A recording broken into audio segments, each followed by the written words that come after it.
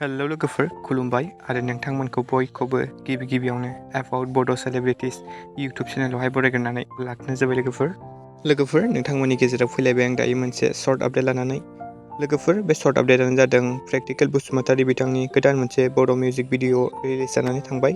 बे मिउजिक भिडिअनि टाइटेलानो जाहैबाय कर'ना भाइरास।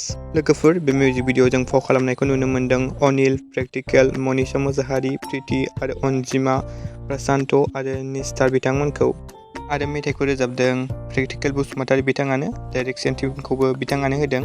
मिउजिकआ जाबाय सोरांसा बसुमतारी बिथां।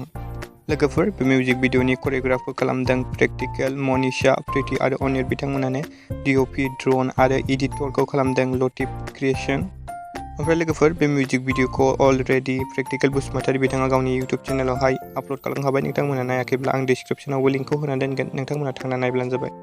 ओमफ्राय लोगोफोर नोंथांमोना सोर बे मिउजिक भिडिअखौ नायखांखो, नायनानै माबायदि मोनखो कमेन्टआव खोन्थाहरनो दाबावदि लोगोफोर। स' लोगोफोर दिनैनि सर्ट आपडेटआ बेनोमोन। गोजोन्थों एन्ड थेंक्स फर वाचिं।